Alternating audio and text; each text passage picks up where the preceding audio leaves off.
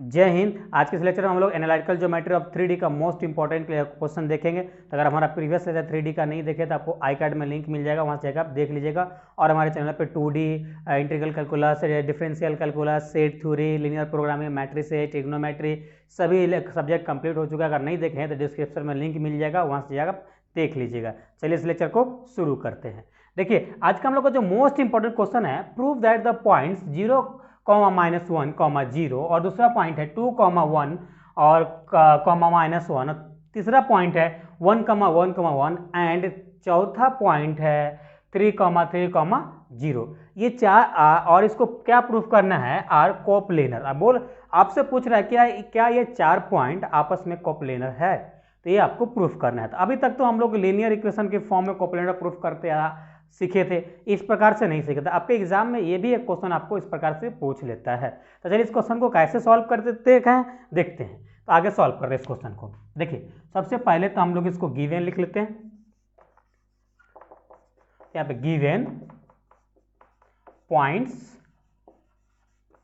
क्या क्या है, पॉइंट मान लेते हैं। लेट पॉइंट ए बराबर ए पॉइंट मान लेते हैं 0, 1, 0 और दूसरा पॉइंट है बी 2, 1 और -1 और चौथा पॉइंट है सी 1, 1, 1 और हम लोग का चौथा पॉइंट है डी जो है 3, 3, 0। ओके राइट, इतना है। उसके बाद देखिए अब इस क्वेश्चन को प्रूफ करने के लिए हम लोग को जनरल इक्वेशन ऑफ प्लेन का एक इक्वेशन मानना पड़ेगा। यहाँ पे लेट कर देंगे। ओके, तो ये जनरल इक्वेशन क्या होता है हम लोग का, तो ए x - x1 और plus B y - y1 plus C z - z1 equal to 0। ये हम लोग का general equation of the plane होता है। देखिए कि ये चारों पॉइंट किसी न किसी प्लेन पे होगा और एक उस प्लेन को ये सेटिस्फाई कर रहा होगा, अगर उससे पास कर रहा होगा तो ये पॉइंट। ओके, तो इसको हम लोग क्या करेंगे, लिखेंगे यहाँ पे if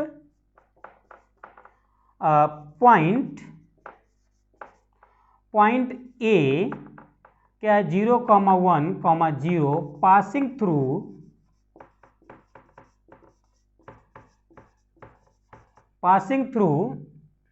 passing through the plane, यानी ये प्लेन को पास कर रहा होगा। जब ये प्लेन को पास करेगा तो इस इक्वेशन में हम लोग पुट कर देंगे यहाँ पे, तो a x माइनस क्या है यहाँ पे 0 है तो 0 रख देंगे और प्लस b और y की जगह पे क्या है 1 है तो यहाँ पे y - 1 कर देंगे और प्लस c z माइनस, अब यहाँ पे z की जगह पे क्या है 0, यहाँ पे 0 रख देंगे इक्वल टू 0।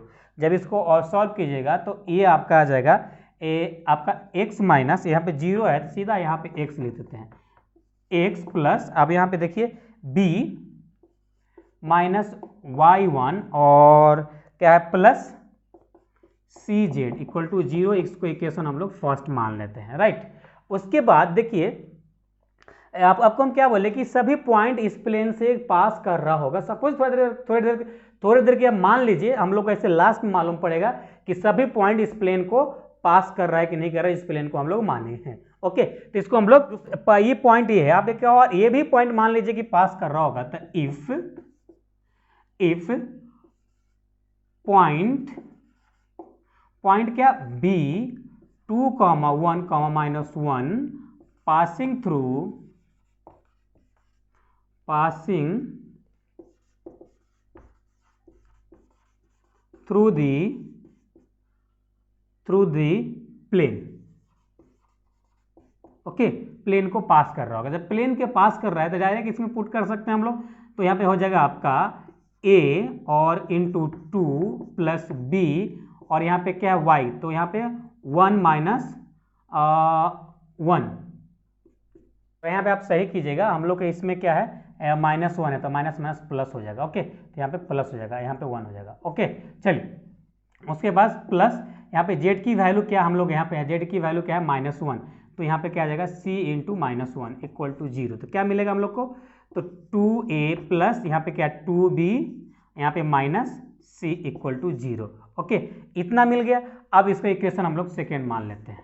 ओके, उसके उसी प्रकार फिर से अगेन ये थर्ड पॉइंट भी इस इक्वेशन को सेटिस्फाई कर रहा होगा। इस इक्वेशन को, प्लेन के इक्वेशन हम लोग यही आया ना, तो इसको भी ये सेटिस्फाई कर रहा होगा। मान के चलिए थोड़ी देर के लिए, सपोज दैट करके चलिए मान लीजिए, तो फिर से हम लोग ये पॉइंट हम लोग क्या इसमें पुट कर सकते हैं। तो यहाँ पर लिख दीजिए, नहीं तो डायरेक्टली आप पुट कर दीजिएगा। तो इसलिए लिख ही देते हैं, इफ पॉइंट सी का हम लोग सी क्या है 1,1,1 और passing through the plane.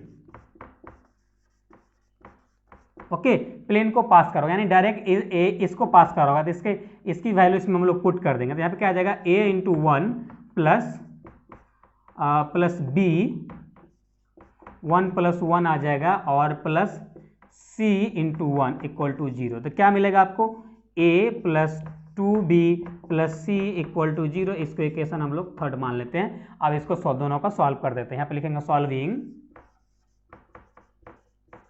Solving equation first and equation second, sorry equation second and equation third.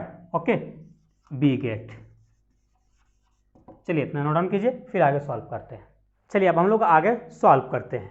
देखिए, तो हम लोग को इक्वेशन ए और इसको दोनों को सॉल्व करना है। दोनों को एक जगह पे लिख देते हैं ताकि सॉल्व करने में हम लोग को आसान हो।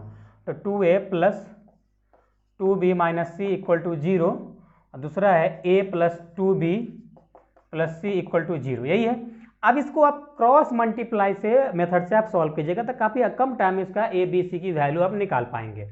ओके, तो यहाँ पे a बाई देखिए, अब यहाँ से इसको मल्टीप्लाई कीजिए, इसको लिए तो इसको छोड़ के इसको मल्टीप्लाई कीजिए। तो यहाँ पे 2 और 1 से गुना होगा तो 2, फिर यहाँ से यहाँ गुना कीजिए तो ये क्या हो जाएगा 2 और -1, तो यहाँ पे -2 हो जाएगा। तो माइनस प्लस प्लस हो, यहाँ पे फॉर्मूला में हम लोग को माइनस होता है। ओके, अब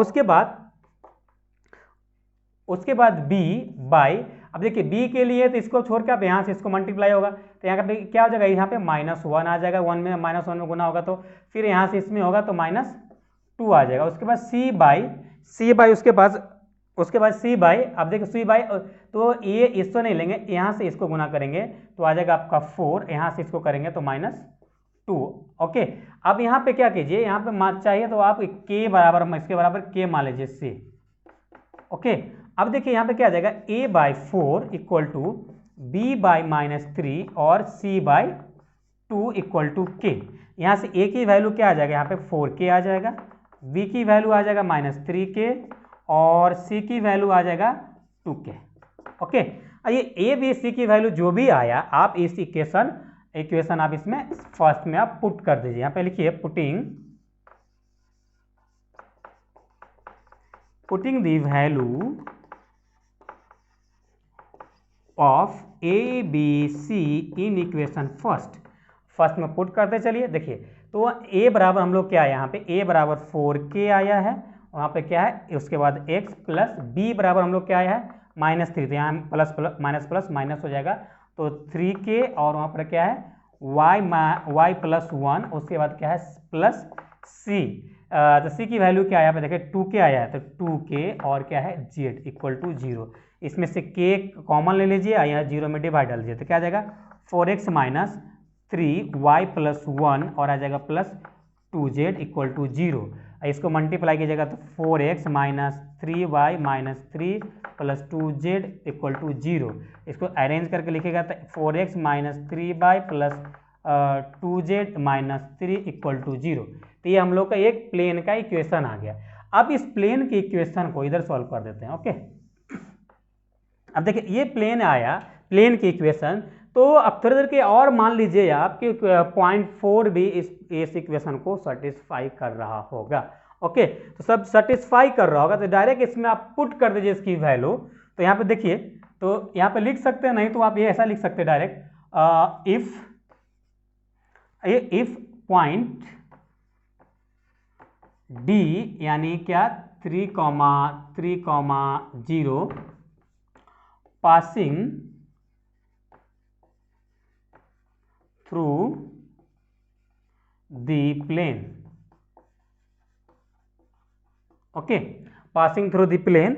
जब अब इसमें पुट कर दीजिए तो क्या है आपका 4x की जगह पे क्या 3 पुट करना है आपको, 3 कर देते हैं, और क्या माइनस यहाँ पे क्या y है -3y, तो यहाँ पे माइनस देंगे और 3 के y की जगह पे भी 3 है और 2 प्लस 2z और z की जगह पे 0 है इक्वल टू 0। अब देखिए यहाँ पे क्या आ जाएगा 4 तिहाई 12, सॉरी 4 तिहाई 12 और 3 तिहाई 9 और प्लस तो हम लोग एक इसी क्वेश्चन हम लोग छूट रहा है -3 छूट रहा है, तो यहाँ पे -3 ले देते हैं, -3 इक्वल टू 0। ओके, अब ये इस z की वैल्यू 0 हो गया तो डायरेक्ट हम लोग -3 लिख देते हैं इक्वल टू 0। तो 12 9 3 12 भी होता है इक्वल टू 0, देख रहे हैं 0 बराबर 0 आ गया। ओके, तो आप 0 बराबर 0 आ गया, यानी कह सकते हैं कि इस प्लेन को इक्वेशन सेटिस्फाई कर रहा है और इस सभी चारों पॉइंट से हम लोग आगे का इक्वेशन हम लोग प्लेन का माने थे उसको सेटिस्फाई करते हुए आ रहे हैं। लास्ट में देखिए कि सेटिस्फाई यानी ये 0 आया, यानी सभी पॉइंट इस प्लेन को सेटिस्फाई कर रहा है। जब इस केस में जब सेटिस्फाई करेगा तो आप यहां पे लिख दीजिएगा, इधर हम लिख देते हैं, यहां पे लिख दीजिएगा hence given points are coplanar,